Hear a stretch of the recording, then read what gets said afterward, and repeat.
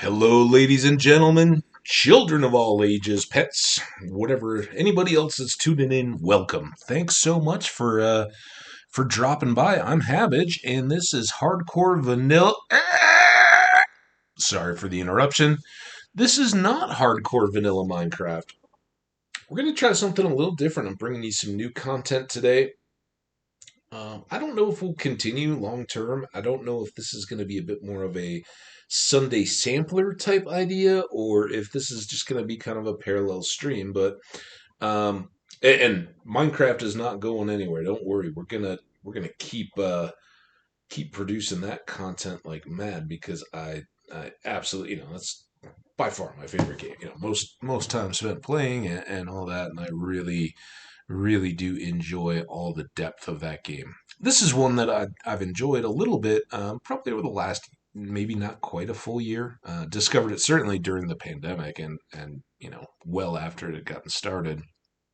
And it's an older game, but one that fits into the kind of hardcore and repeatable playthrough mentality. So we'll see how we do with it. But as you can tell from the music, we got something else on tap, and let's go ahead and switch out of our slide here and bring you guys Dungeons of Dredmor, Realm of the Diggle Gods. So let me just switch my window here so I can see. This is a roguelike game. I'd never played Rogue, but Rogue was an early, kind of the first of uh, dungeon crawler type games. Basically, you have a repeatedly generated map, and you go down through levels to fight through enemies and ultimately get to a top boss, whatever, to win the game, whatever that may be. And this has got an expansion, Realm of the Diggle Gods, which is what we're going to do. Let's go into new game and launch ourselves up. We'll talk about the settings and where we're going. So, three versions here. I've never beat the game. Unlike Minecraft, where I lock in hardcore as the hardest level, I think just for progress and visibility, it's a big enough grind of a game anyway. We'll go with Dwarvish moderation, practical approach to dungeoneering. Going rogue because losing is fun. It is, this is hard enough. It can be tough enough to get a foothold on the game. So we're just gonna start here. Permadeath, of course, that is the hardcore approach to gaming. If we die, we don't just respawn and keep going. This is a roguelike. Roguelikes have that idea of you start, you make your progress, you push, and you die, you start all over again. There's no time. We are not going no time to grind, just like the hardcore experience. We're not cutting corners in this game either. And these playthroughs can take a number of hours. Really addictive and kind of keeps you going. I've got a now silenced phone here. Funny story as we get going here, but lots of content first. So I've got a phone beside me that's silenced with the time. So since we're really going, I don't have quite as much flexibility to check the time on our recording. And then so yeah, well, we'll keep an eye on it. Realm of the Diggle Gods, dig deeper, more greedily. 15 dungeon levels. I believe the original content was 10. So there's more depth to reach. Those are kind of the settings we're going to go with. So we're done. Now we have a brand new character, and we're going to kind of switch through some of the options and what we want to set up with. So I think to start, and I kind of always play the same. I'm not a big magic user in these. Kind of true to the Minecraft mentality. I'm some kind of a melee weapon and then a ranged weapon user. So we'll start with swords this time. We can kind of mix up our weapon type as we go. And I'll just cheat. I don't think we're going to rush to it, but maces are pretty good, I find. I think that's the furthest I've ever gotten. We're going to go with archery so that we can have some bonuses to our bows and uses. Um, some of these definitely. Um, I guess what I should say is you can use any of these. These aren't like locked in. If you choose swords, you can still pick up and use an axe in the game if there's a better one out there. But you're going to develop all of these skills as you play. So um, producing promoting those is important. Dual wielding. I don't think I've enjoyed a run yet where I haven't used that. I'm trying to make sure I don't forget any things. Psionics, necromantics, and there are a handful of playthroughs out there. Now I thought there was one up here somewhere. Maybe it's later. We definitely want perception. That's going to help us identify and see traps and those kind of things. We want burglary. That helps us with opening doors and um, chambers and stuff. We want assassination. That gives us some extra combat effectiveness, and I think again it's been a long time. I actually started a play last night for the first time in months, and was kind of like, wait, how did this work again? For a few weeks there, I played quite a bit. I think tinkering is good for the extra ability with traps. There's some, you get down, there's a lot of options here. And this game is very lighthearted and silly. It's a roguelike, there's combat, but all of the commentary and dialogue is pretty silly. So enjoy that. We'll try to read through the stuff as we go. So I think this is a pretty good skill set. We're gonna have a affinity for swords. We'll have special attacks with them. Also bows as we go forward. We'll be equipped to fight with two swords as opposed to a sword and board type approach.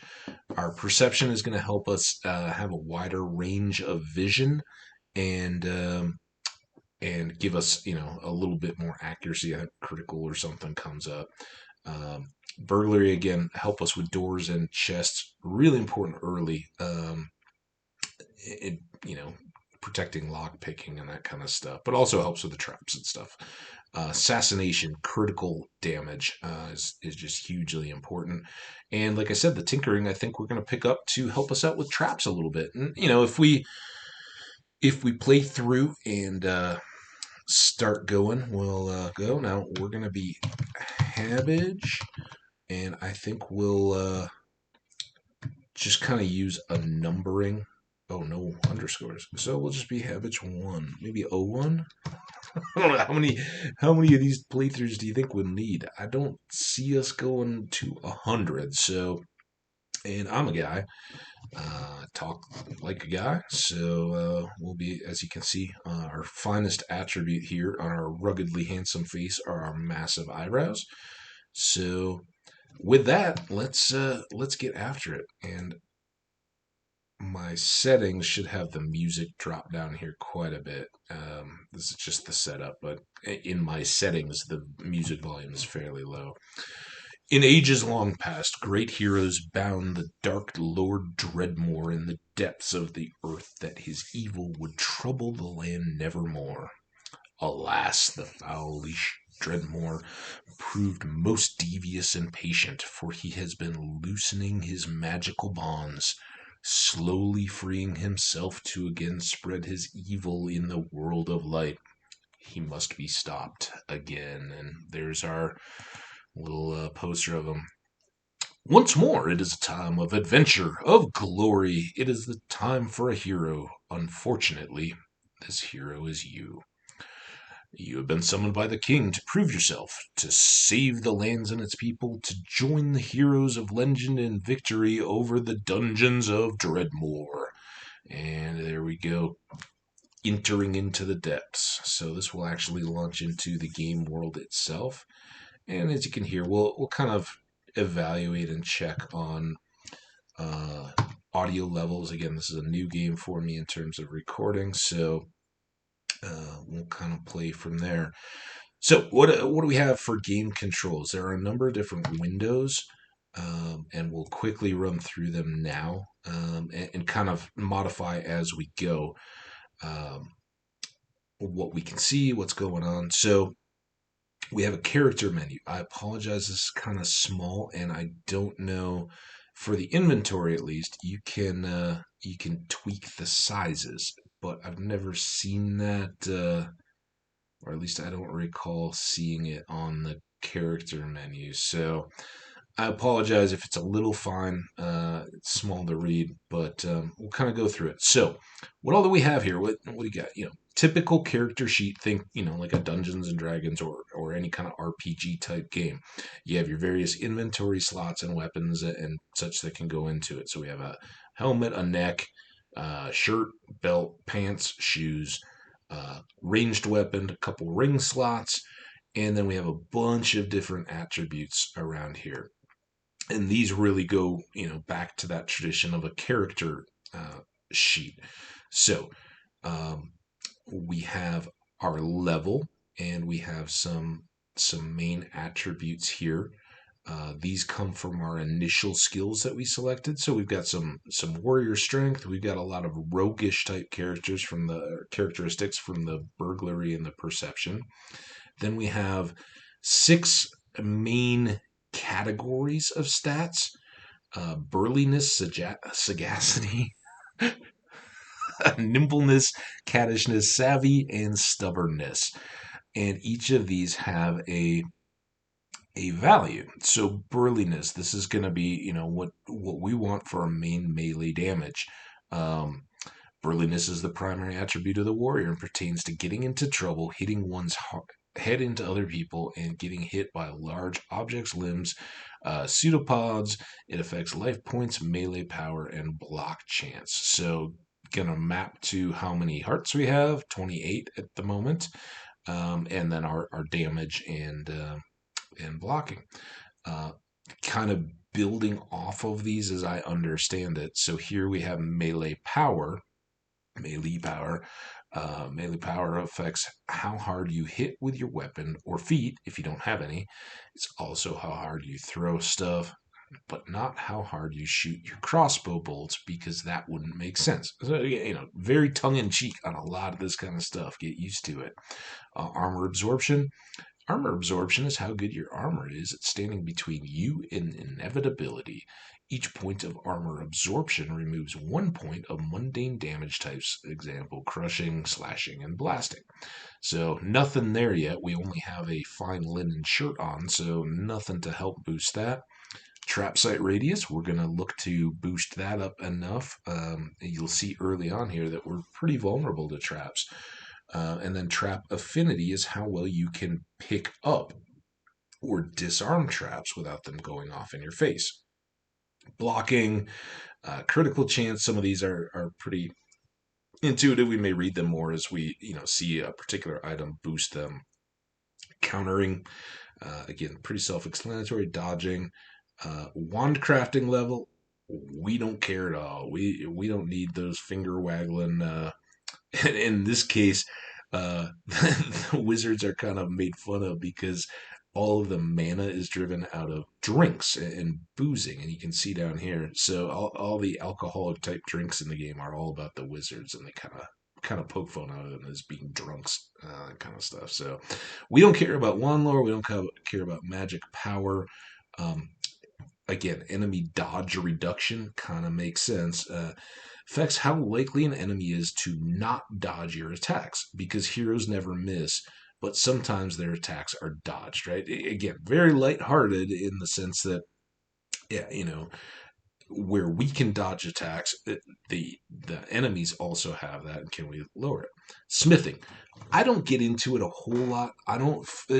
Early on, I was definitely trying to make and improve weapons, but I think honestly, you're going to do better with the stuff that's just available to either pick up or buy.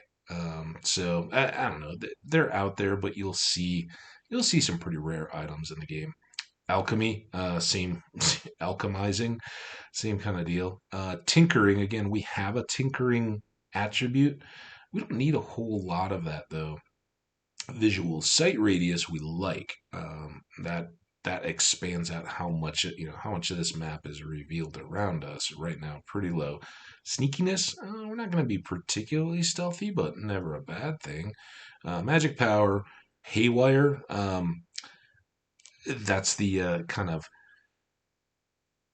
sort of a critical. There's definitely critical as well, somewhere over here, I think. But again, they they have a few different affinities there. So magic resistance, self-explanatory against the magical creatures. So here are the other main attributes. Stubbornness is the primary attribute of the monk and enhances self-righteousness and the ability to ignore mean things other people say about you. It affects magical resistance and block chance. Savvy. Savvy is the primary attribute of the bard and involves being clever while avoiding trouble. It affects magical haywire chance and sneakiness. Cattishness. Cattishness is the primary attribute of the pirate and revolves around not caring about the feelings of others. It affects critical hit and counterattack chances. And I think this is the last one. Nimbleness is the primary attribute of the rogue and is the quality of swiftness, grace, and not getting hit by things. It affects dodge chance, sneakiness, enemy dodge reduction, and counterattack chance. Nimbleness is pretty great. And sagacity. It's the primary attribute of the wizard. It is mostly about being a know-it-all. It affects mana points and magic power. Boo, we don't care at all. So we're pretty nimble, caddish, and savvy, and we're going to work to boost our burliness as we play along to just increase our strength a little bit. So that's how we rolled out. You can get health regen items. Those are pretty nice. They'll just keep going. Otherwise, there's food and drinks in the game, potions and all that kind of stuff. And again, the mana side of the equation, we don't care a whole lot about. You do have to, there's nothing to require that you play a certain class or type. As you saw, you can just pick any range of attributes, or you can just kind of wing it. So we'll kind of play the brute type character at this point. Go. So that's going to kind of stay up as we get loaded up here. And again, we got our inventory and our toolbar. Quick little tour here before we finish up. There's also crafting. As I've said, we don't care particularly about crafting items, but I want to show a little bit. You need some of these items to help produce, but you can make all kinds of armor, and there's loads of recipes, undiscovered. These are just the base stuff, but you can go through endless numbers of different concoctions. Here's I guess these. I thought they had a hover over to say the various classes, but alchemy, brewing. This one is the Tinker's, I believe it's the ingot press. It says it over here, disposable ingot press. And this one is the most important to me because crafting food is a thing. And some of these foods, as we get the various ingredients, are going to be very helpful to us. So we'll watch for those. We'll talk about them as they come. This one, I believe, as well has. This one allows us to make grated cheese, which we then use for some of these omelets, which will stack up and have as good health restoring food. So those are just kind of the main things. I don't worry about placing the crafting screen on the screen. There will be other items that will open up more for us, but for the time being, we want to just manage out our inventory a little bit. So we're going to load our bow. We're going to put our lock picks, and I don't think you need to carry them in your toolbar. I think they can go anywhere. So maybe let's leave them off for now. These items, as you saw, they unlock various parts of crafting, so you need to have at least one. They don't wear out. There's no item wear or anything like that, but if you don't have them on you, you can't craft. So I like to keep a stock ready to go because these are items we get to start our tinkering. Um, just, as kind of an initial bit of gear. We'll turn those over into cash about as quickly as we can. And we have a piece of Havarti cheese will restore 11 hearts of health. That's very good. A Danish will give us 10, and that's actually better. These we can use for food if we need to, certainly, but they can, as I said, be used to create ingredients for better food sources later in the game. So kind of as last resorts, we'll use those to restore health as we need to. But with all that said, let's get playing. Now we're kind of up in our map here. You can see we're right up against this is all the level 1 playing area. So we're wedged right up against the wall, and we're going to hide our character menu for a little bit, just keyboard commands here, and we're going to hit these two. Now we're a burglar, so when we go to vending machines, right out of the gate, we get a stolen item every interaction. We don't have any cash. I think that shows up right here.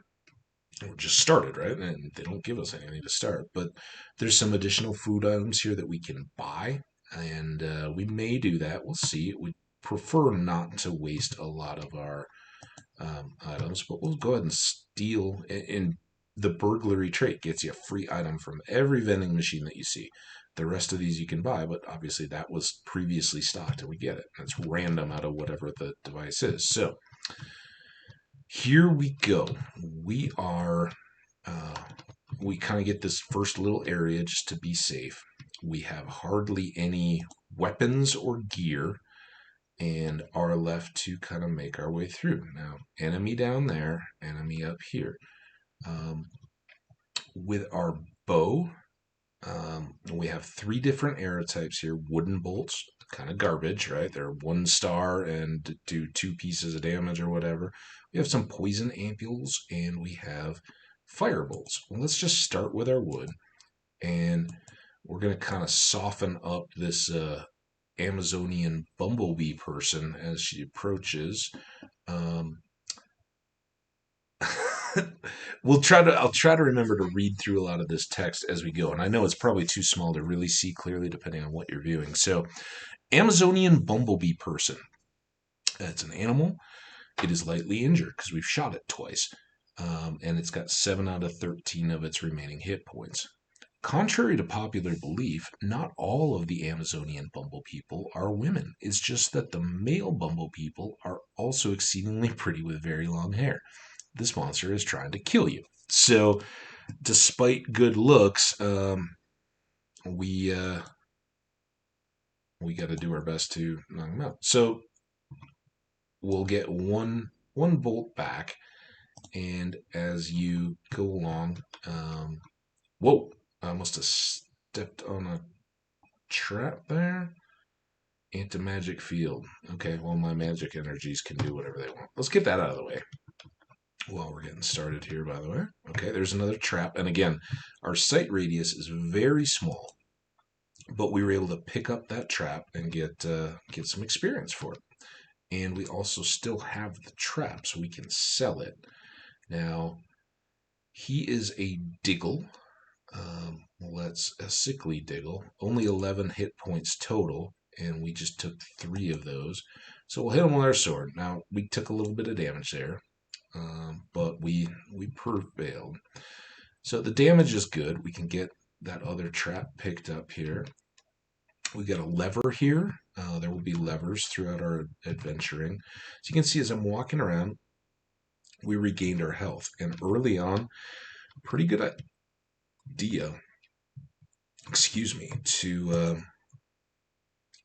so again, I played enough to kind of know the levels, and I won't act surprised when I'm not, but I don't know everything in this game. So we pulled on a lever,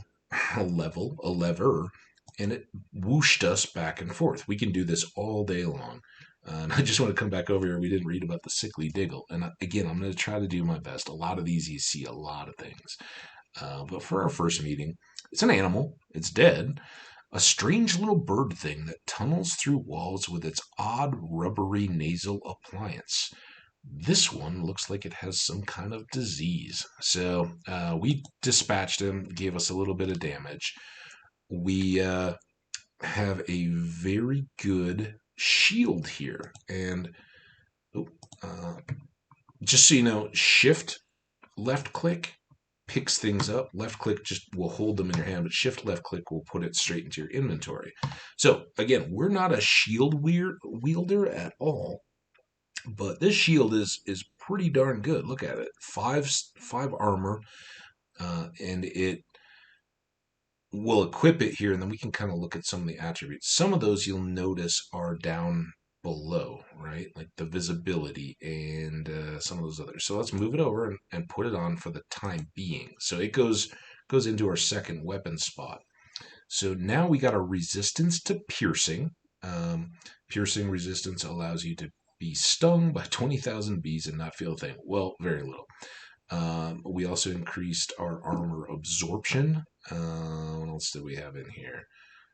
Some of these various things. We got some increased counter chance, some increased block chance, and a lot of other stuff. Now we're going to very quickly want to switch this out for the more useful appeal of another weapon and doing more damage, right?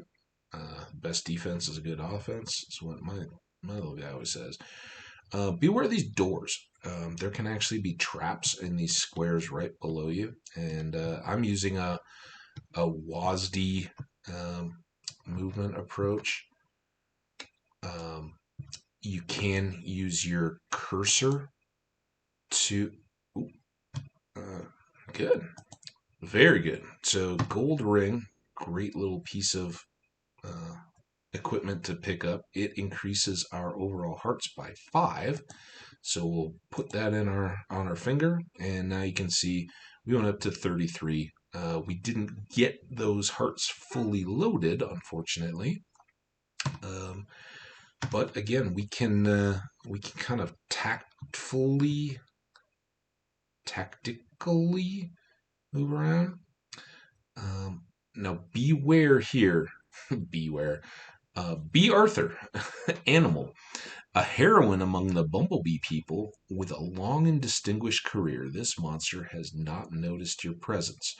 What I notice about Bee Arthur here are these little kind of halo rings moving around her. That means it's a kind of a heroic or named type monster. So beware. 16 hearts there. Our gold ring will kind of help, but we don't want to go in under prepared. We will pick up the sapphire though, and just kind of, by walking around, we're healing. So it's not a bad thing. Now these are the crafting recipes that I said we'll be able to find in the game. We can keep just kind of learning those. They don't really do anything, but they clear us up.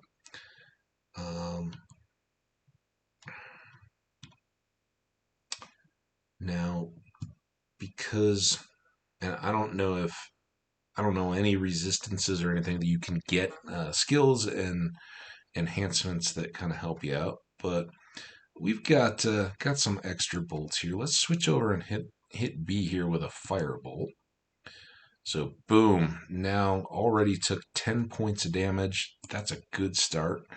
Let's then use a wooden bolt, and now we're pretty well set. So we can just skip our turn, let B Arthur walk into us, and boom, just like that, we've jumped up. Our XP bar is down here. And we've already gained up to level 1. So good for us. It's dangerous to go alone. Take this. You must learn a new skill from your skill tome to gain full effect of your new level. You are locked in at this point. You can't bank skills. You can't go look at other stuff. You have to click into your skills and take a look at what you got, which is, and unless I'm missing something, there's really not too much that you can do. Now, depending on how I've most recently died or what I'm looking at, there's two options to what I like to do first. One is to boost my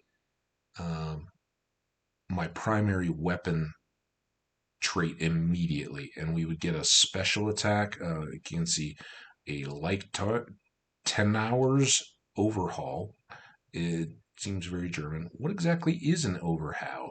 So glad you asked. It's particularly Teutonic, German, and particularly painful attack, which you have a chance to execute with each melee attack.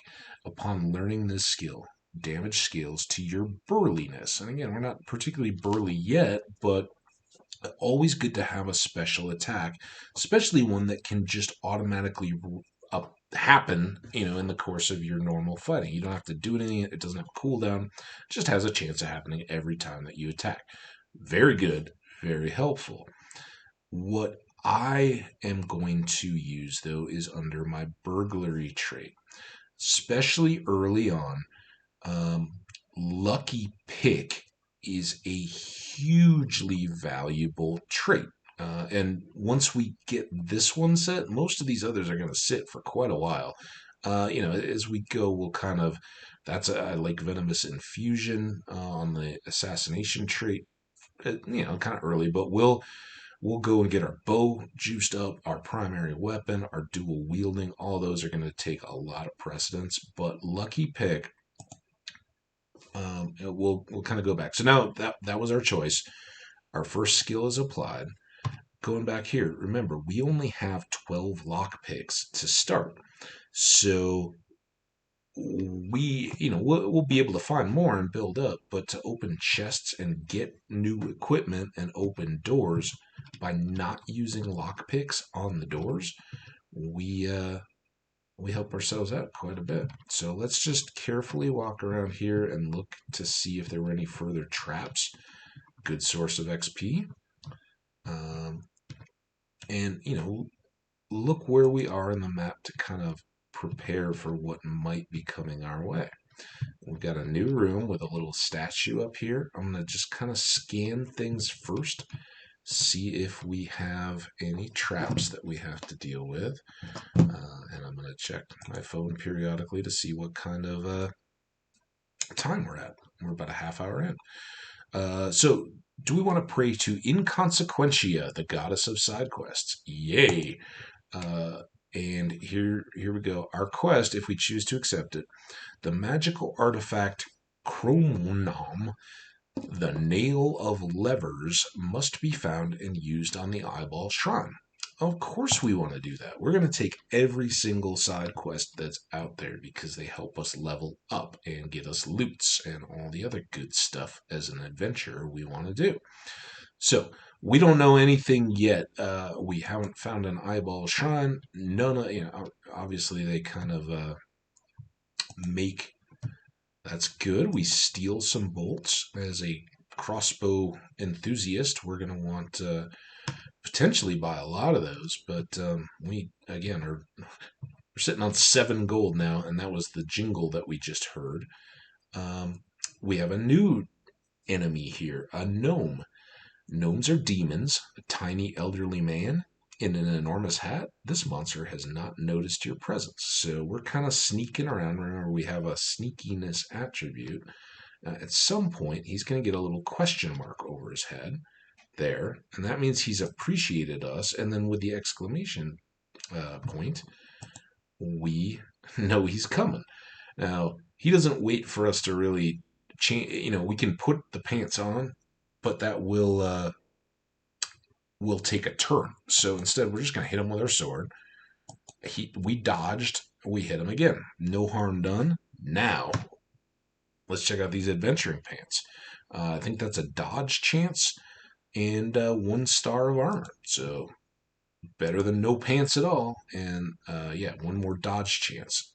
We also have extra bolts here just to avoid any confusion.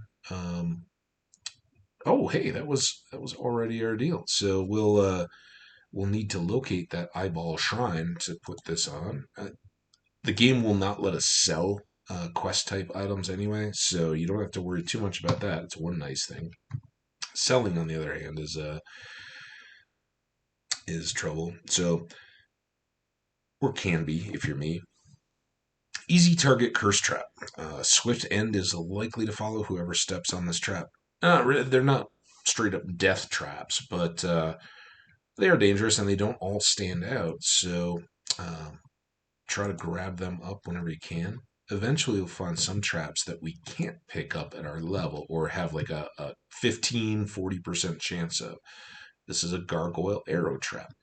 These little features can be a good indication that somewhere down there's a trap that will trigger arrows coming out of them. Gargoyle arrow trap, disarm trap triggering this plate causes a gargoyle to spit a large spinning arrow at you. Ow! And those are the gargoyles. So we got it. Good. And that means keep watching. We haven't already seen an arrow trap under that gargoyle. Sound effects, little hit or miss in this game. It's got some interesting things, and a lot of people have complained about various bugs and behaviors that make it more difficult. One of my favorite items in the game, the softball. We'll definitely make a lot of use of those. Unfortunately, there was only 2 of them, but we're going to already drop those onto our toolbar of inventory here. We're also going to put the Diggle egg down here. That's going to be a key ingredient and one that we don't find as much later on. So get this out of the way. Now this is our other arrow trap. And again, a little bit of experience each time we pick those up, which is great for us. So cleared that room. This is a portal. So far, we're very early here, so we're going to go very carefully about our exploration business. We're going to watch for these traps. Again, gargoyles, that was a boulder trap. So there may still be more arrow plates. And they love to put them, far away from those, so they're not always real obvious. But yeah, two more items picked up there. We'll see. Now, if we step forward, we're gonna step into him. He's gonna hit us. If we wait, he'll come to us, and we can get a first shot in. And we've dodged. I think with our crit, we stunned him, so he didn't hit us. Picked up a little potion-y deal, and some bolts, some more bolts. So we're doing very well on the ammo in this run. Okay, we got another Diggle here. Let's see if we can kite him back a little bit. He's still coming. After you see that exclamation point, know that he'll follow. So now we'll hit him. Ooh, didn't do as well. He's a little tougher, but we get another gold ring. Great start. Now, other rings can give you more resistance and other attributes, but having 10 extra hearts already is really good because we don't have much food. So not constantly having to retreat and try to recover our health just by wandering around is nice for the playthrough. Again, we're going pretty slow. Bumble person, let's give you 1 wood arrow shot, see how much that weakens you. 9. I don't know if I can do 9 damage to you yet, so we'll give you 2 shots and then hit you with the sword. Still 2. Oh well. Again, we're actually gaining health through here.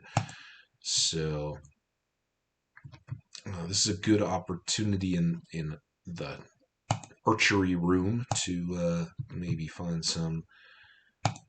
So now we got a hefty stick. Let's just kind of look as we go here. Again, more bolts. And some of these are so, like, why we would want to use a top tier archery weapon on some minor enemies is, we've got a lot. We'll keep plenty here and we'll use them as we need to. But some of these are great later game and they're really expensive. So we'll just try to stash as much as we can. And again, hefty stick, it's a staff weapon, but it's a stick from a moderately tough tree is useful for hitting people, but it's not going to blow their socks off, so we'll keep our cool shield that's helping our visibility and our ability to pick up traps without them blowing up in our face, for the moment at least. And some more bolts of kind of mid-tier. So, very good. All right. Well, we've kind of wandered through here. We got some more to explore up in this area. Nothing in the crate. Handheld weaponry. We stole some more softballs, and this eventually is an awesome thing. I love to just clear these out. Softballs are cheap and plentiful. Like you can see, what's the most expensive here is 130, and you get 12. So 11 at this point, and I think eventually we may get a little break on prices too. I don't recall, but you can go through and eventually have plenty of money to just buy this out, and for $12 a pop, you can stand and either get a reaction from distant mobs and start bringing them into you, or soften up distant opponents from range. So now we got multiple guys coming. Let's go ahead and miss with our wood arrows. Little, yeah, we'll just do what we can to start. So not a lot of chance to soften up the second of these guys, but we stunned him with a crit. I do think the crits stun. So all in all, we came through, pretty well. We got 2 hearts down out of 41, and right now we're fighting opponents that have 10 to 20 hearts of health. So very good. All right. Throughout the game, there are mystical graffiti items, and these are out there in the world. We want to take a look. You find an arcane address, and then it's these random strings of letters. This may prove useful somewhere. Friendly bit of advice. I'd write this down. And the game couldn't be more upfront telling you that you need to jot these down. Now, personally, I keep a little notepad next to me, and I actually, not a notepad on my desktop, paper. You can hear it rustling here. Paper and pen. It's just quicker and easier, and usually I do play this at full screen. It's one of those games that doesn't do real well with bouncing back and forth. Now that I'm recording, I actually have access to my toolbar. The window's smaller. But that's okay. I'm willing to make that sacrifice for you guys. Because I'm a humanitarian like that. Now I'm just writing down. This is tougher to do when you are talking at the same time and all the letters are random. One of the advantages is they're randomized, but it's the same, it's the same little group. So you'll see a lot of new PNUs and a lot of Zucks, Zan, Gore, Un. Usually in groups of 3, there can be variations. So we don't know what that's for yet, but we've got it jotted down and we can use it eventually. Hopefully in the not too distant future. And, this is level 1. We probably won't spend a whole bunch of time down here, but we'll see how far we can go. Now, we still haven't found an eyeball shrine, which is where we need to put that thingamabobber that we've got. But let's open this door and see what's beyond. Interesting. I've said I'm from the upper Midwest. I've got an aunt that's got a Scandinavian heritage. I've eaten lutefisk. I know what it's all about. For the time being, we're not going to do anything with it. We're going to leave it sitting on the floor. It's lutefisk. It's not going to improve or get any worse. It just is. So we'll leave it sit and give it more chance to mature. Another crafting recipe we probably won't ever use. But keep that Lutefisk in mind. We're gonna have a use for it eventually. More lockpicks. That's very good to have. Remember, we have already made a tactical decision to protect what lockpicks we have. And the reason we're doing that, we won't really see it because hopefully we always have lockpicks. But some of these chests can be locked, and here still 15. Sometimes your lockpicks will go down to open up chests, and if they're locked and you don't have any picks, then the game will ask, you don't have any lockpicks, would you like to smash this chest? In which case, if it's a treasure item, you won't get as good, or you might break it. You just get rubble from the box instead of any good. So we've got 2 levers here. Let's finish clearing the open part of the room first, and then we'll kind of see what those particular levers do. Levers can do a lot of different things in the game. Okay, so that one did use a lockpick. We're down to 14, and we got an inky hog lantern. The fruiting body of this inky hog lantern only blooms in the middle of the deepest night of the year. Good thing you're finding these in a dungeon. So, store away. That's a potion ingredient. Oh, he's got a range attack. We should have closed with him. But the good news is, not a lot of hit points, but we didn't do real well fighting him. I wonder if I should leave this out just a little bit. We'll get a range of effects, if mobs hit us with damage types, or if there's magic at play. So again, I like to just kind of clear first and then go back for doors, other items. Now here, I don't know if we can even get him around this corner, but let's throw a softball. So we only did 2 damage. It's not a great damaging weapon, but we can soften up Siegfried here, and we should read about him. He's an animal, and again, he's a Diggle, right? Trapped in Diggle form, he wanders the dungeons looking for revenge. This monster is trying to kill you. Well, of course he is. He's a monster. Let's give him a shot of fire here, see if we can weaken him up a little bit more. We don't want him to just punch us in the face repeatedly. All right, we don't need to go too well. We'll hit another arrow, weaken him up a little bit more, and then using our laughably weak wooden sword, we'll finish him off. So again, our health has taken a little bit of a beating, but we beat a named significant monster, so good for us. All right, here's a trap. Again, they don't always stand out, so you got to watch for those little sparkles and not move too quickly, too recklessly through. Otherwise, you'll find you're just going trap to trap.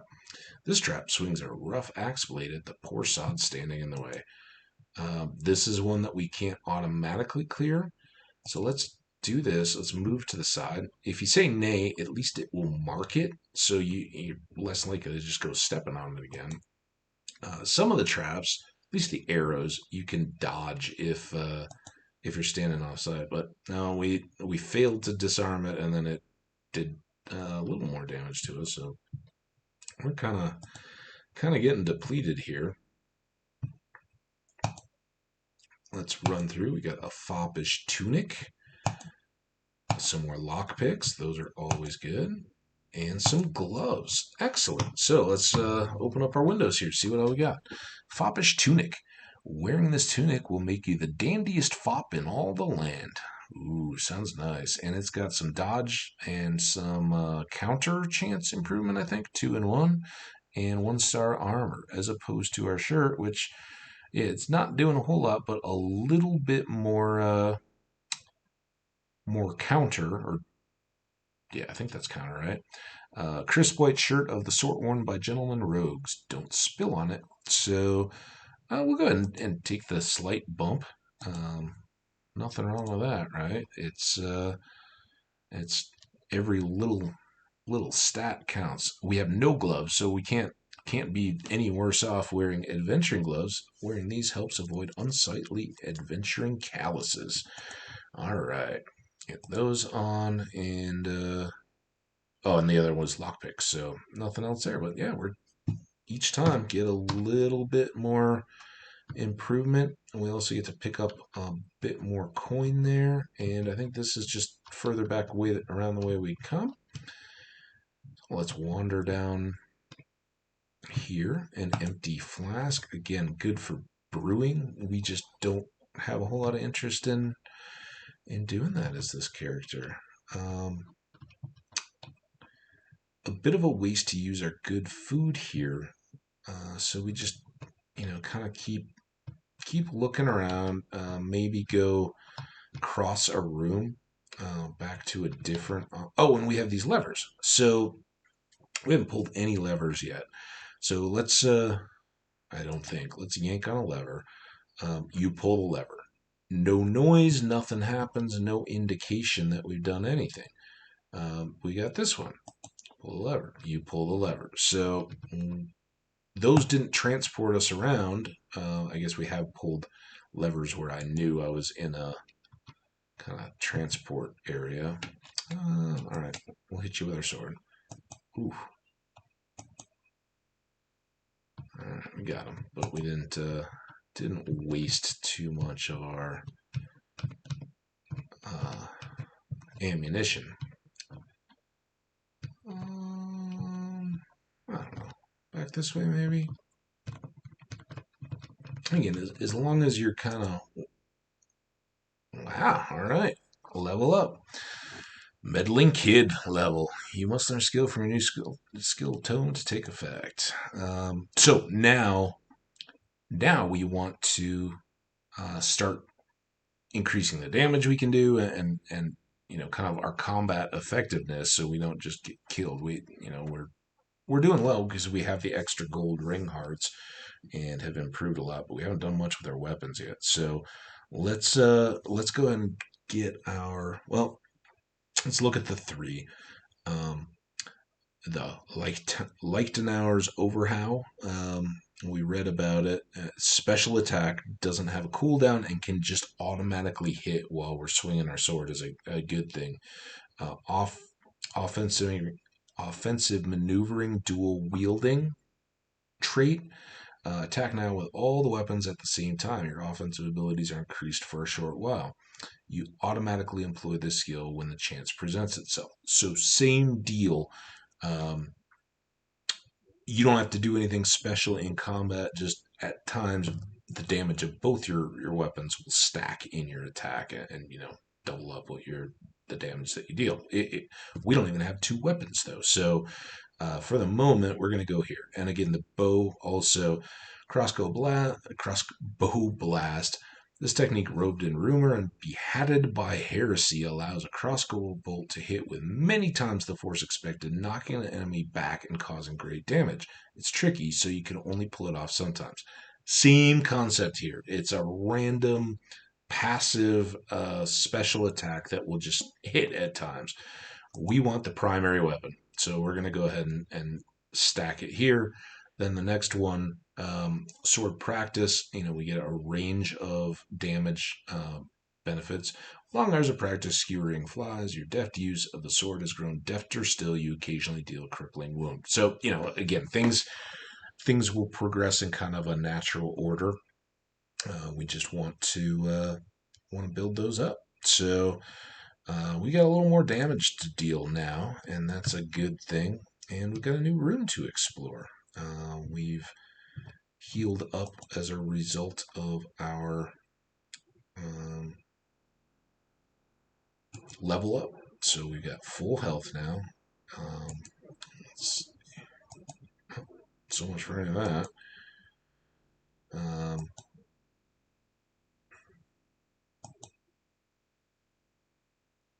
As as I advocate with Minecraft or anything else, use your terrain to your advantage. There are a number of ways to kind of control the flight. Okay. These are just little healthy things. So see how we've already gone up to 42 stars or 42 hearts. So walking through those will let you boost up your health. Fountains scattered throughout the game. You can drink in them, maybe positive, maybe negative. Let's drink. The water is poison. Curses. Oh, that's a bummer. So now we have the Diggle Flu. We got that from the Sickly Diggle for 23 turns. Negatives to hearts, burliness, magical power, something, and speed or nimbleness or whatever. And then unpleasant poison, 5 hearts down, -2 regen of hearts. This potion is quite unpleasant. That's a bummer, and that's for 20 turns. So we're going to, I'm going to kind of just chill for a bit. Read the book, make a wish, and pull the lever. So, it's basically giving you the tip for what we'd already done. Pull the lever and you'll get all this opportunity to heal yourself. Particularly since we're poisoned, we're going to kind of wait. Now those are almost done, but we've come over to this door, so why not see what we got here? Some traps. Let's pick up those that we can. Carefully wander around. Again, these are random, so the room types will become familiar. The layout of the map and the floors, totally random as far as I know, and unpredictable. So what do we have here? We've got 3 runes. Rune of Growth and Decay, Rune of Scrutiny, Rune of Pillars. Depending on the order that you place these, you can get a different surprise when you pull the lever. So let's just go ahead and lay them out.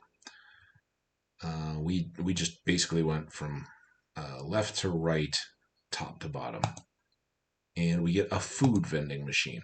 And we steal a steak. Now, again, still don't have money to... return to the game. What am I doing? I'm too used to Minecraft. I keep trying to go E for inventory. So, we picked up a couple food items here. Another cheese. We can eat that as is. But if possible, we'll keep that to use as an ingredient for later foods. But we got this grilled steak, that's 10 food. We've got a steak, that's only 6 hearts, but we may just find something to improve it. So we'll put those 2 down as our primary foods at the moment, and just, to save chaos if we get into trouble, we'll pad out these others as emergency foods. Again, we don't want to use them, and maybe we should actually, even if we don't get a chance to improve that steak, we can have it if we need to. So let's try to take down this evil magic potato with what's left of our wooden bolts. We've kind of used those up. Now, oof, he's rocking us. Let's close on him. Not best to engage ranged opponent with weak ranged. When you're just getting to go and just close and fight them. So, couple more items. You can see we've gotten additional disposable ingot press. You can sell duplicates, but be careful. Don't sell your full stack. That's a good way to lose out on quality. And I did. When I was just picking the game back up last evening, I incidentally, having gone to a vending machine and bought, it had played out. I had a bunch of gold already on this first level, and I bought like a full stack of softballs to start. I was doing really well, and somehow I sold them all. I didn't even know that it was a possibility or that I was coming close to it. And when I left, there are shops and vendors and all that kind of stuff. We'll get there.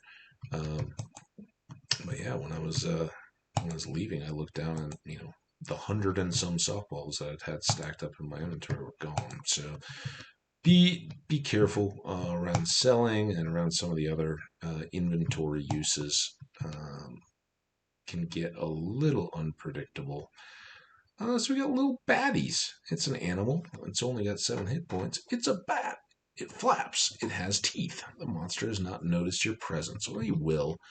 And when he does, he'll get hostile. And he'll fly up. And they're bats. You can, by and large, deal with them pretty effectively when there's small numbers. They can swarm. So watch out. Strange little box shimmering here. A Herratic Lutefisk Cube. So let's pick that guy up and see what it is. We're first going to put it down on our row of stuff to carry around with us. A Lutefisk Cube is a kind of container. What it can do is transform low-value goods into lutefisk, like the pieces that we already saw, and there may be a use yet. Now, I just like to keep it kind of open and out there. I won't do anything with it just yet, but it's that's going to be important. It can be very important for preparing. It's nice that they decided to just get stuck. Soften up this Bumble person. She's already pretty good. Should be within sword killing damage. Good. And he's at 2. So now we just, of course, we get blocked. All right, but we're still doing very well in our health. Now we clear up this trap. We've gotten up to 91, not even gold. That's pretty good. Grunge ear, leather belt. I don't know that we've had a belt yet to hold up our pants. Nope. So leather belt. It's 1 piece of armor with a block or something. It's a belt. It helps keep your pants up and provides peace of mind. Well, that's nice. Let's put that on.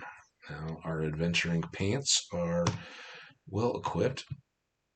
This is the eyeball shrine, and we've been looking for it. So let's, I think, Q's quest. Use Cromnimun, the Nail of Levers, on the eyeball shrine, level 1. All right, that's what we've got to do. Here's the item. Plop, and we get Innis, the Inefficient Tapestry.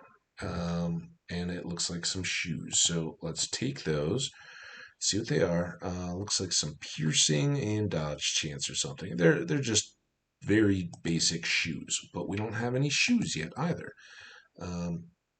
And we get 2 more levels of piercing resistance and another dodge chance. So some of these have gone up into double digits and hadn't started there. So we're doing well. Again, pretty limited, but it's a very early quest. All we have to do is take a thing to another thing.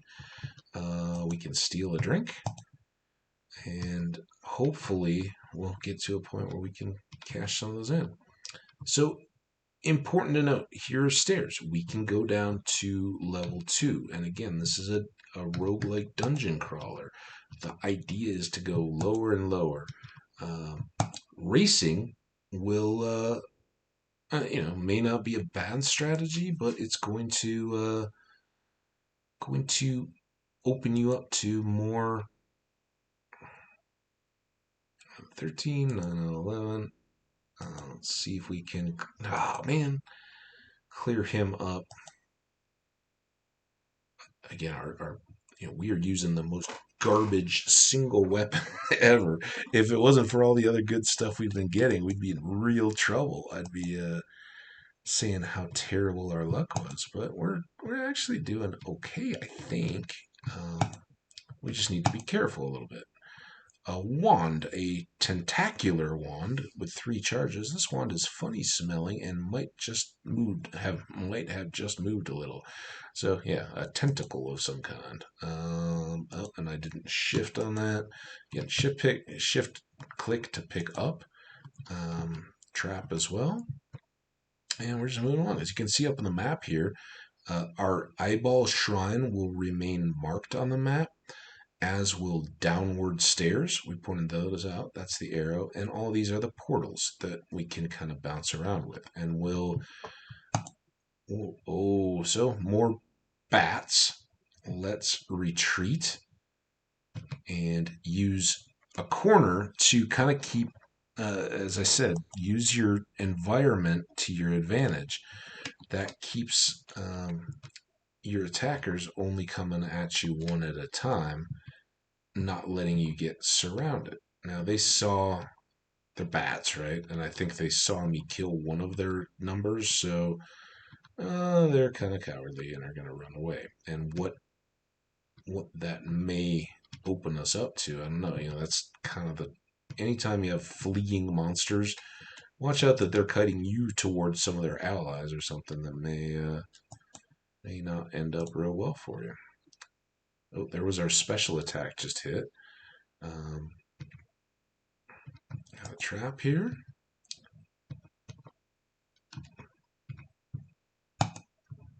And you can see we just countered there and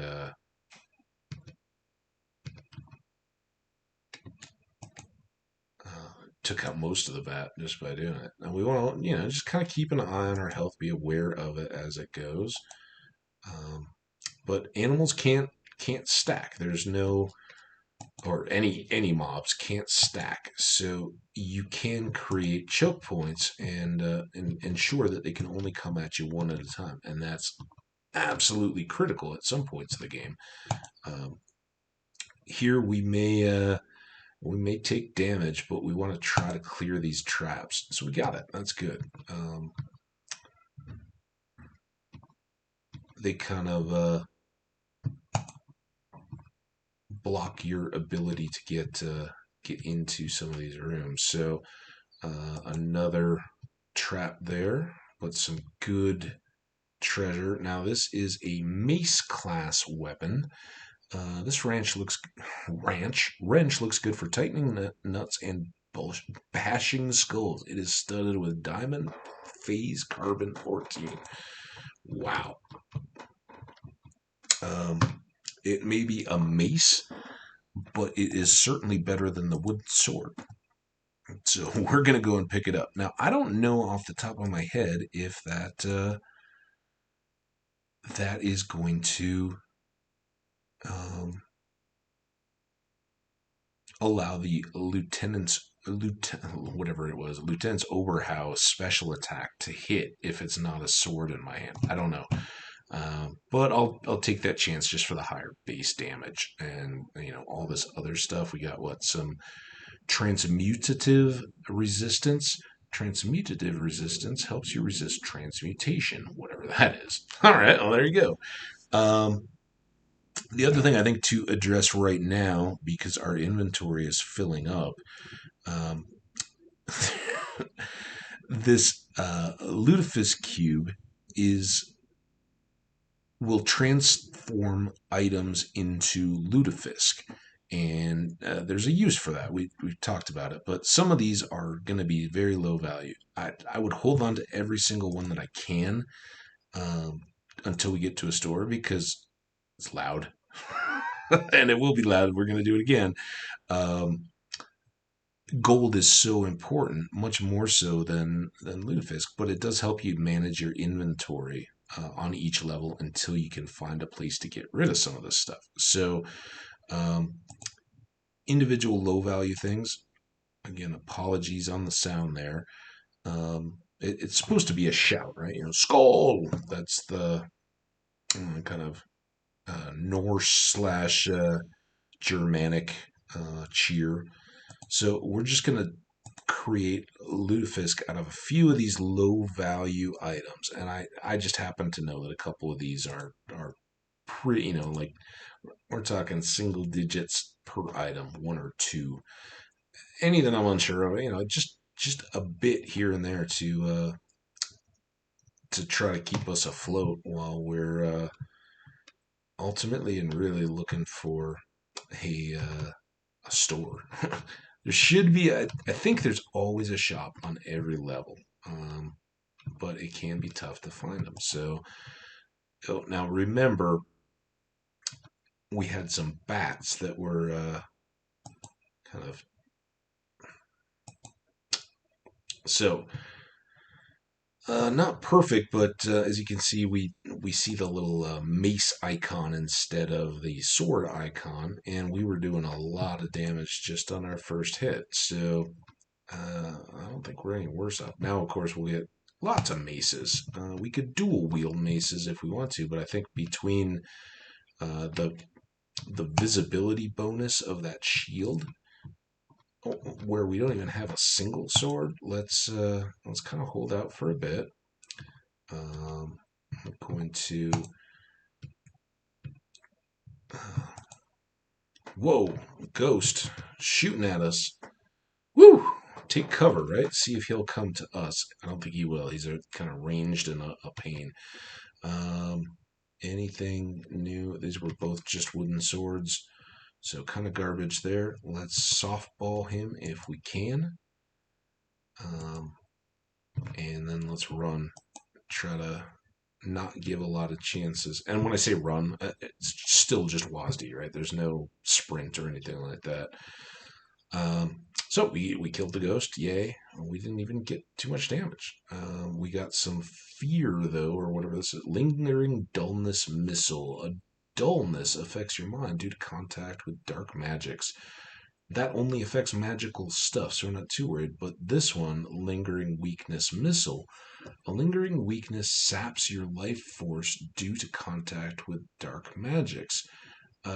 So it takes down a heart for 80 turns, so quite a while. Again, fortunately, we have quite a few of those. So, not if we were still running around with 10 hearts or whatever we start with, would be pretty damaging. Pray to Inconsequentia, the goddess of side quest. The goddess, yes. The magical artifact Ponzunth, the irradiated defenstration, must be found and used on the eyeball shrine. Well, sweet. Fortunately, we already know where the eyeball shrine is, and we're not even that far away. As far as I know, that will just come in a random combat at some point. It will just, like the last one, be in our inventory kind of before we know it. Just like that, we're up to 400 gold. We got some grog. And what we're still lacking is any kind of a store. So we'll just kind of soften him up, hopefully. Again, we're doing a lot more damage with this magic wrench than we were with our wooden sword. So we get a few more gold, up to 411 there. And I think with our wrench here, we're at least decent enough to sneak up and just, kind of hit these guys out of hand. We want to try to pick up that mine, and we're creeping on another level here, which would be very nice. Traps, both sides. Just go carefully. We want to get to those lockpicks if we can. Some of these are kind of tough to tell which way around you need to go. The pillars, the 3D on the top-down map is a little challenging to sometimes make out. But it looks like this is our path in. No last trap, and we get some more lockpicks, which are very good. How are we doing? So we're up to 25. And not using those on the doors kind of helps us along the way. All right. Just a regular old bumble person. Let's just see if we can't do it without wasting any more of our ranged ammo. Do want to be careful. Again, apologies on the noise here. And I don't. Some of the various fungus and things actually have pretty decent value, and I'm not sure which are which. But when it comes down to it, the wooden base bottom weapons. Oh, I got it. Points of the irradiated defenstration. Lots of good loot there. We're up to 565. You hear the sounds of machinery, and I think we kind of hit it here, but we opened a secret room with that one and have a handy wand. Of course, that doesn't help our, again, noise.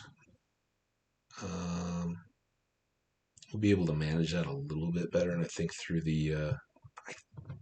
it's a little bit of a challenge here. Let me just show you. If I is... what? No! Oh. This isn't working. M is menu, not escape. Oh, it still works as escape. So we have a music and a sound effects volume. So I think I can slider it, and I will, when we get a little further on, there's another item that we need to really set that up. But we'll maybe keep our inventory stashed away here for a moment. We're pressing on. If we can find a shop or another item, we'll be in much better shape. Fresh steak is nice, but again, we're just teetering on completely full inventory. But the cheese, again, nice cheeses we want to keep as long as possible. Unfortunately, we're hardly using any food right now. We will, don't you worry. And the combat is real. I think with these, kind of two-shot kills, are pretty good. Garbage. Give me a sword. Video game.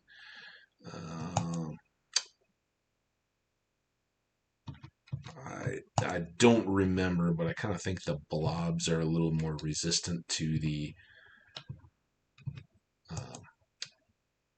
I'm guessing like the mace does more of a smashing damage. Crushing damage, right? And that makes sense. It's a mace, not a sword. Whereas a sword probably does more of a slicing damage. I think a blob, right, being gelatinous, would be kind of... let's see what's in the fountain. You find a shiny penny in the fountain. Okay. Touch a Midas for a while. All you touch turns to gold. Well, bits of your enemies at least. So we get a loot boost, I think, and that isn't turn. That's combat based. So we'll get 12 different enemies to weaken. Let's Eureka of Fear and Lutefisk, so they know. I'm going to say it again, but fortunately, these guys can do more damage, but they also are pretty weak, the bee people. Alright. And we got, we're up to 690. I wasn't watching exactly. I should have been maybe closer, but an axe. Okay. Inventory full. Right click to restore our little lutefisk bin here. Apple. Very basic food. You can't use it in brewing. We're not going to, so we'll ditch that. That's a full potion, not just an empty flask. And like I said, I don't know. Some of these I think we'll find pretty quickly are not worth a whole lot. But let's go with the bottom tier weapons. Oh, I said I was gonna. Bear with me one more time. I'll try to adjust and get better about tweaking the volume before I do this. So my apologies for your eardrums that are now bleeding. You probably can't hear me apologizing, but I am.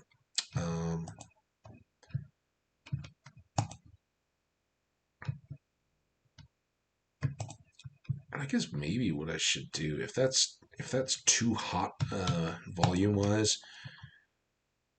let's just close out all these windows. Let's just pull back the whoa. Let's pull that back to about a mid.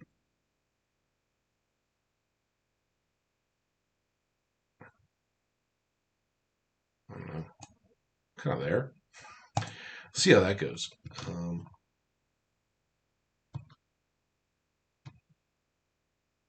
It just makes the music seem relatively louder.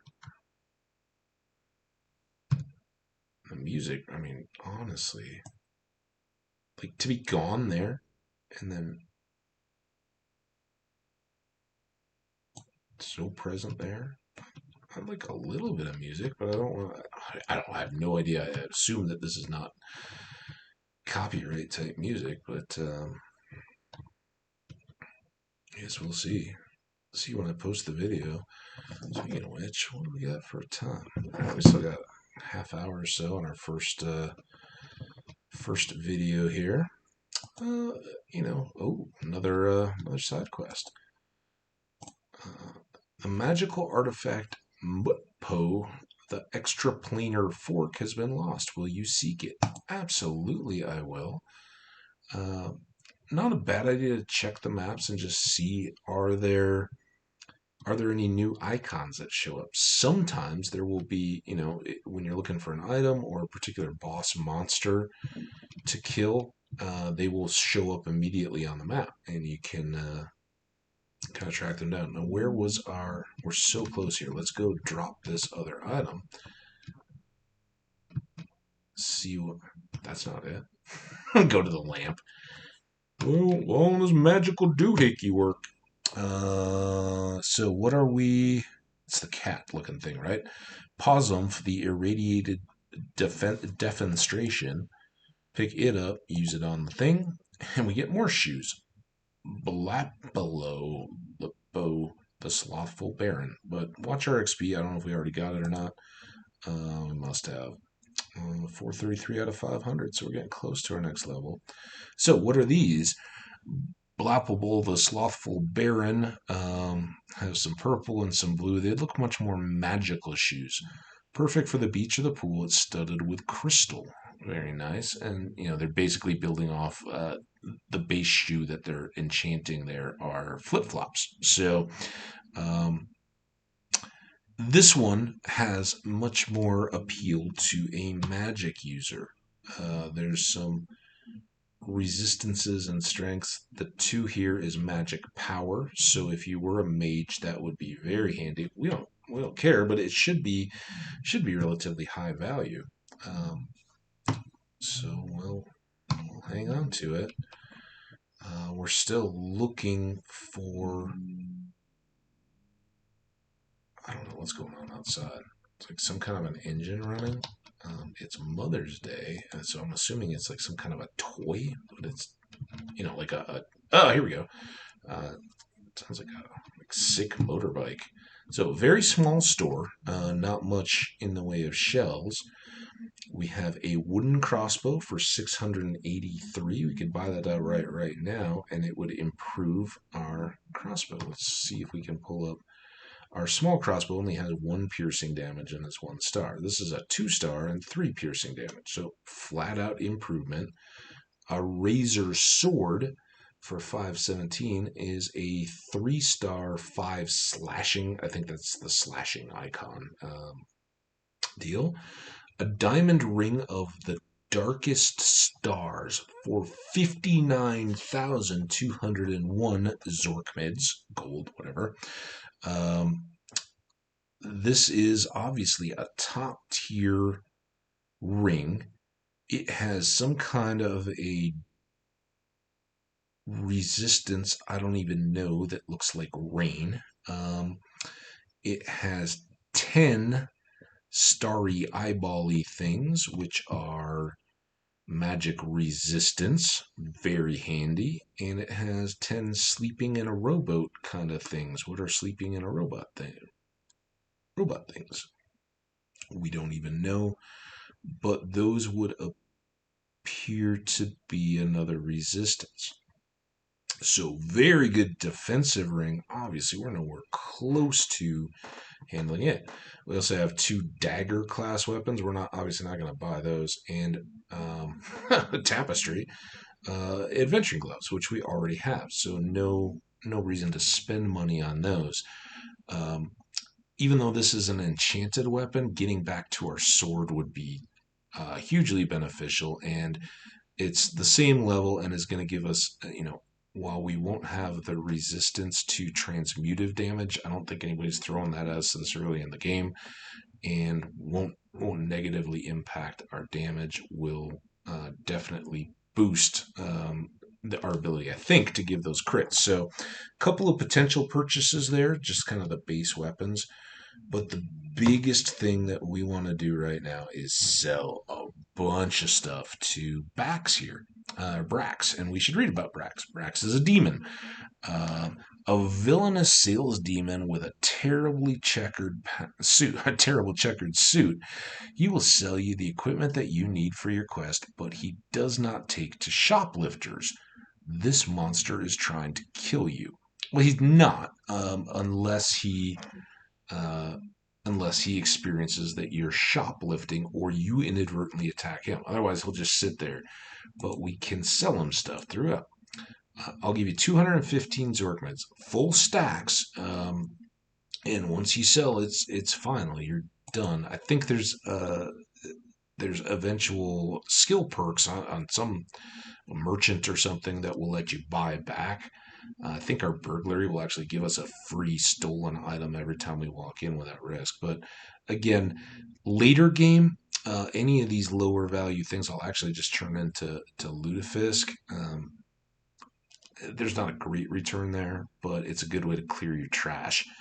For now, though, since we're here, we're just gonna sell them everything. 13, and again, we started. I don't remember exactly what we were at when we started, but I think we had like 200, so we were probably right under 700. A couple of hematites, crafting ingredients we don't need. Pinot Noir, nice bottle of wine, 30. I seriously don't know if somebody's grinding. Maybe it's like a vacuum upstairs or somewhere. It's weird noise. Sorry. So here we go. We started with some rubies and sapphires because we were a tinker. It's just kind of a side thing. I want the skills regardless of what the stuff is, but sometimes you'll pull some gems for the tinkering. We're not going to be tinkering, but we'll gladly take 1,000 gold. And same goes with the sapphires. 4 of those get us 1,200. Boom. And one of those we did pick up along the way, I know. So you'll find some of those. We're gonna sell whatever that was. I need to look. Traps 141. I don't need to read all this. A lot of it's just clicking, but I do read to try to be careful. You don't want to inadvertently sell stuff, and if you just click, I think that's how I ended up losing my big stack of softballs last time. He'll offer to buy anything that you're carrying, so be careful if you just click him without doing it. He's not going to give you a sale inventory, so make sure you have these things in hand. Just be very careful. 90. So some of those fungus. The plastic I almost trashed into Lutefisk, but that's 43. That's pretty good. The crude iron mace, decently valuable. Aqua Regia, 146 Zorkmids, also known as the Alchemist Friend. It'll do considerably more than rot your teeth if you drink it. There's some of these that give you like a boost of regen, and I think this is one of them. But I'm not too sure, and they never seem to work quite the way I want. Maybe hang on to that for a minute. Infernal Potion. This fiery potion flickers and glows. It's hot to the touch. Probably gives you like a fire res or something. I don't know. Not worth lugging around. A diamond to almost 300 just for a diamond. Pyrite Sun, 86. Very nice. Ingot gold. Boom, 200. Inky Hog Lantern. I think we'd already read the story on one of those. We got 2 for over 100. Our fine linen shirt that we started with, 60. The wands, here we go. 172 for the handy wand. And the tentacular wand, 1,000. Very nice. Again, we're not magic users, so we're not going to wield those. These were our enchanted flip-flops of the magical kind. Sell those. Another mushroom we picked up along the way. Some zinc blenda, an ingredient, only 17. That would be something we could get rid of if we ever needed to. And the grunge ear, 38, not bad to sell. Colonel Mystiskix old time country style bourbon, 53. Lots of mage health there. We're going to sell it because we don't care about the mage stuff. But as a fancy, big time named and pretty significant note that it only gave you 53, a lot of the booze you can sell pretty quickly. Aquavite, primary building block of alchemy, 100% pure alcohol. So take that what it is. I think that's pretty essential or high tier as a potion building ingredient. We don't want it. Just sell. So we're going to save our fancy cheeses. We'll save this on spec. We'll save all our arrows. We do want to sell these traps, but rather than risking inadvertent, I'm going to move it off my toolbar here, and then I'll just come back. This is stupid, I know, but I got burned myself. So I think that's all the selling we need to do.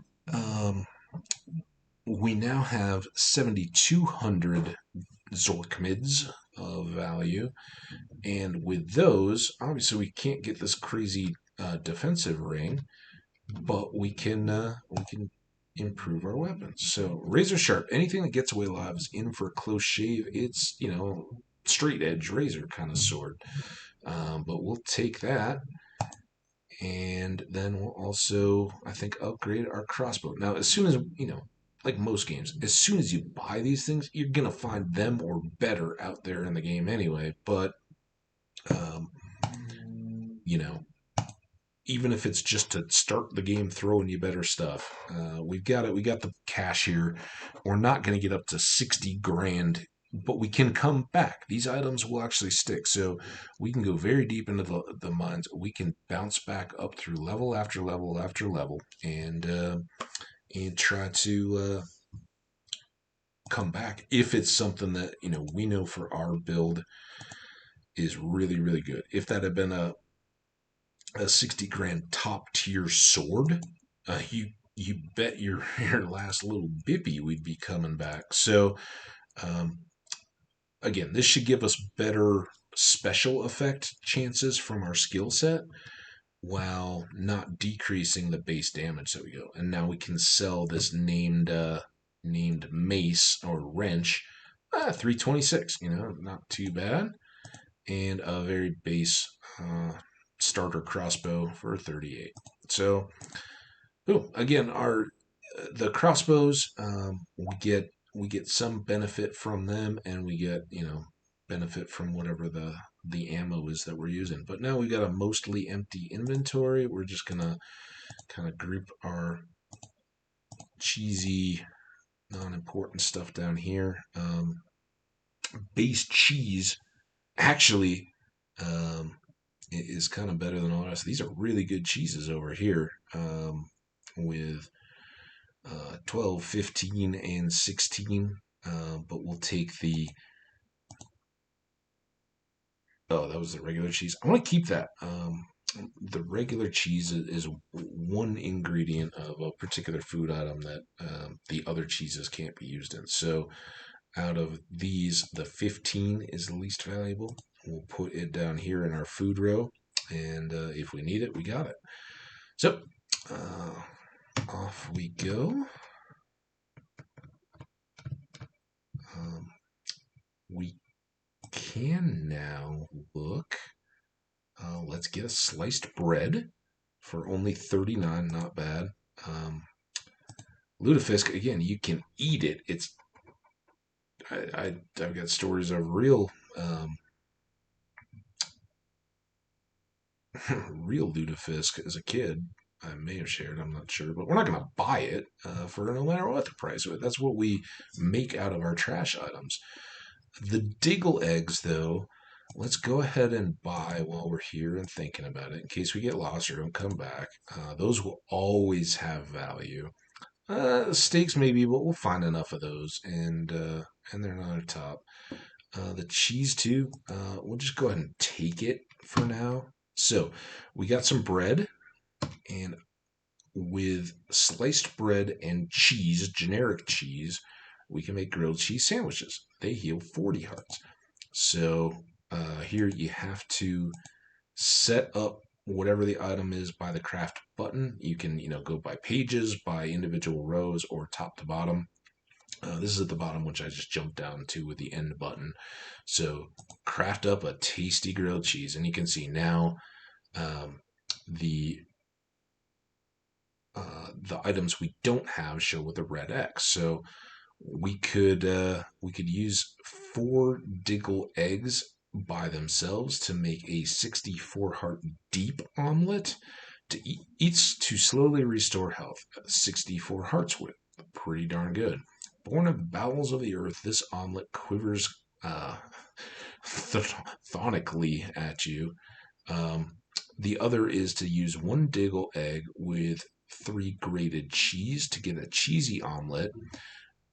Born of the gooey union of preborn brood spawn from the Stygian depths of befouled milk, this omelet sloshes girlishly, just daring you to taste it. So probably not as appealing. I don't know. Maybe it's better off because it's less Diggle. What it is over half the energy, and you can see eventually you'll see that we can make a lot more grated cheese than we can come across Diggle eggs in the world. So my recommendation, save your Diggle eggs and make cheesy omelets. Stack up a whole bunch of those and have 36 health at a time whenever you need it. My recommendation, play the game however you want. But we're missing one of these crafting deals. That does remind me, though, while we're close here. Let's get out of the crafting. Let's go back into our inventory now. I didn't know that. You can right click. There is it like that? Sorry, I'm trying to figure it out as I go. Alt left click to split stacks, or to pick up individually. I don't know if we had more, we'd know. Split before you go anywhere near this guy. But again, we only need 1 disposable ingot press, so we can sell him the other and get 215 out of that. Pretty good stuff. That covers all our food. Now we will move our grilled cheese down to this spot, and we're pretty good on food. So, gradual, slow progress here. It's 240. I think having just reset our inventory, that's a pretty good stopping point. I'm going to go ahead and break here. Let's see if I can figure this out in this game. We want to save and quit. And I think that'll take us out to the menu. Cool. And then I need to get back to OBS.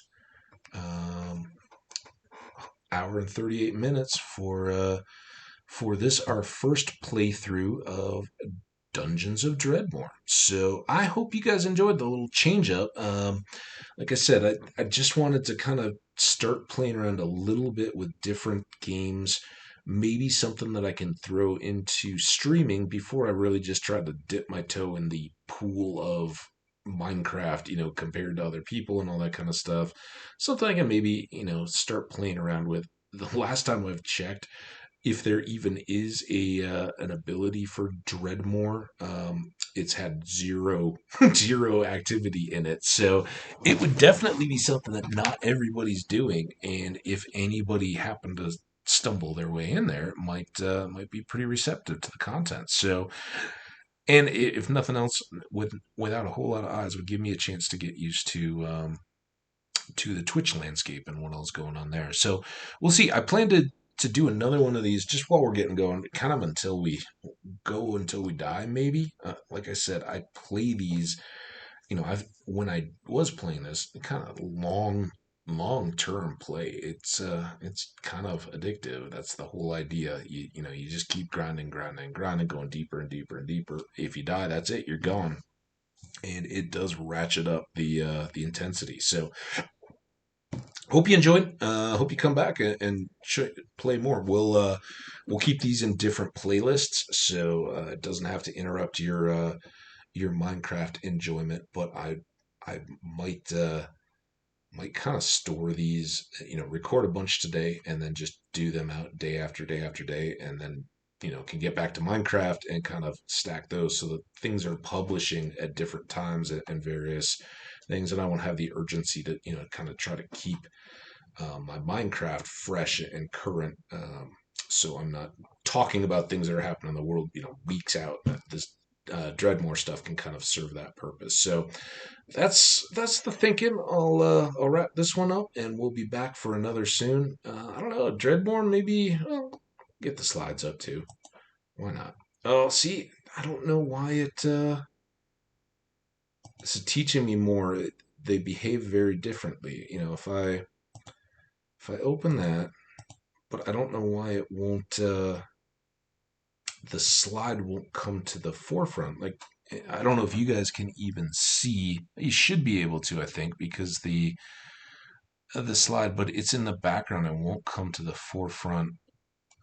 Maybe if I do it, no, I can't even pull it forward. So I don't know why Dredmor won't take a back seat. I have to actually unshow it. Whereas with Minecraft, I can have the world splash screen in the background, have a slide up over the front. Maybe that's safety.